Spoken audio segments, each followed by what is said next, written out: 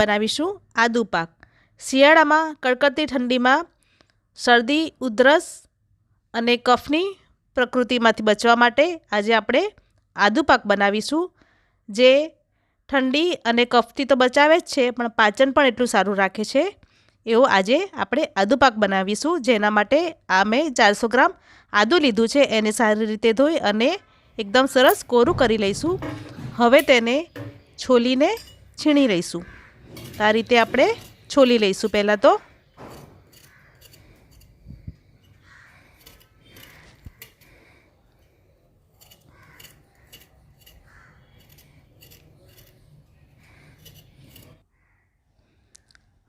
આ રીતે બધું આદું છોલાઈ ગયું છે।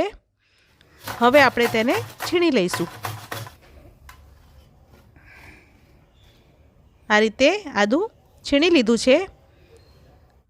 હવે આદુ પાક બનાવવા માટેની સામગ્રી છે 400 ગ્રામ ગોળ, 400 ગ્રામ આદુનું છીણ, ઘી જરૂર પૂરતું એડ કરીશું, અખરોટ, કાજુ, બદામ,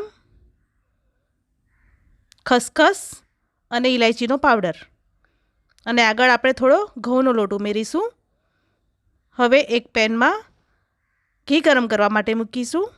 2 ચમચી ઘી લીધું છે। ઘી ગરમ થાય એટલે પહેલાં તો ડ્રાયફ્રૂટ્સને શેકી લઈશું। ડ્રાયફ્રૂટ્સને શેકવાથી એનો ટેસ્ટ ખૂબ જ સરસ આવે છે।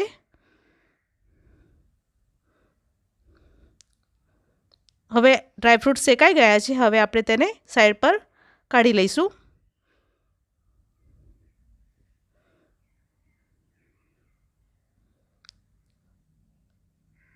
હવે એ જ પેનમાં ફરીથી 2 ચમચી જેટલું ઘી ઉમેરીશું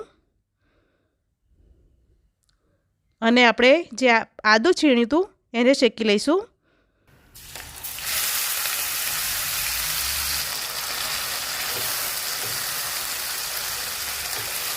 સ્લો ટુ મીડિયમ ગેસ પર આપણે આદુને શેકી લઈશું।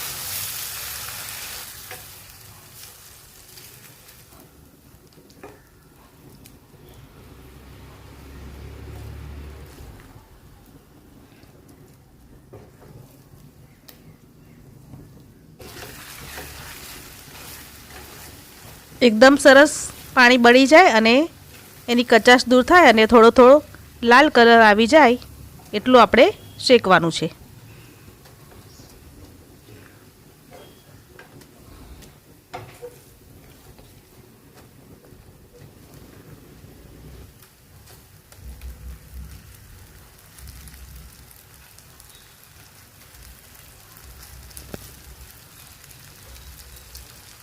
હવે ઘી બધું છૂટું પડી ગયું છે એટલે આપણું આદું શેકાઈને તૈયાર છે।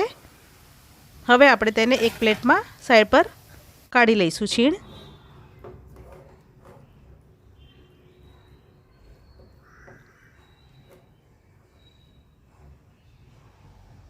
આ રીતે આપણું આદું શેકાઈ ગયું છે।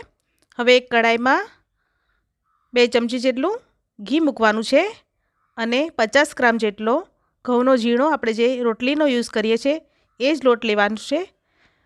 એને આપણે લાલ કલરનો થાય ત્યાં સુધી શેકી લઈશું।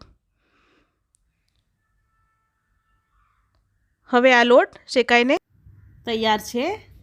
હવે આપણે તેમાં ગોળ ઉમેરીશું। ગોળને આવી રીતે સમારી લેવાનો છે અને એને કૂક કરવાનો છે એટલે ઇઝીથી ઓગળી જશે। તો આવી રીતે સતત હલાવતા રહેવાનું છે અને તેનો પાયો કરવાનો છે।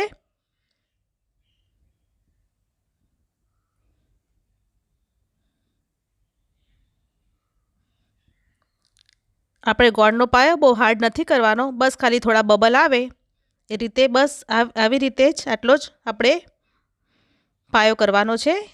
તમે જોઈ શકો છો એના બબલ આવી ગયા છે અને આપણો જે ઘઉંનો લોટ ઉમેર્યો હતો એ પણ ચડી ગયો છે। હવે આપણે તેમાં જે આદું શેક્યું હતું એ ઉમેરી લઈશું અને બધું મિક્સ કરી લઈશું।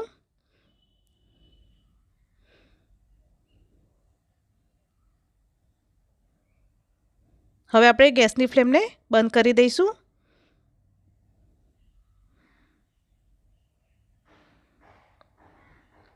હવે બંધ ગેસ પર જ આપણે એને હલાઈ કરવાનું છે થોડીવાર માટે, એટલે કઢાઈ ગરમ હશે એટલે અંદરથી એ કૂક થતું રહેશે.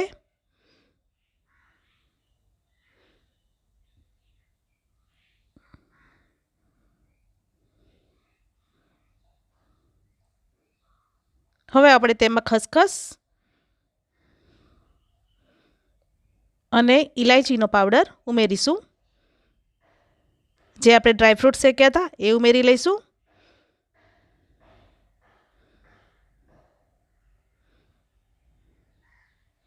અને બધું મિક્સ કરી લઈશું.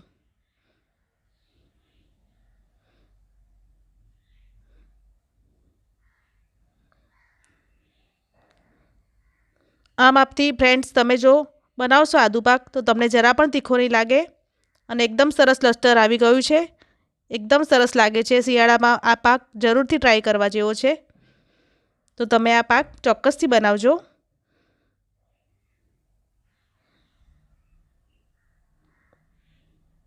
તો હવે આપણો આદુ પાક તૈયાર થઈ ગયો છે.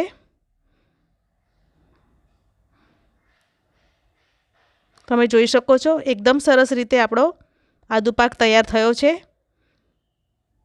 હવે આપણે તેને એક બાઉલમાં કાઢી લઈશું. આ ઠરી જાય પછી એના પીસ પણ બહુ સરસ પડે છે. અત્યારે મેં આવી રીતે ગરમ ગરમ જ સર્વ કર્યો છે.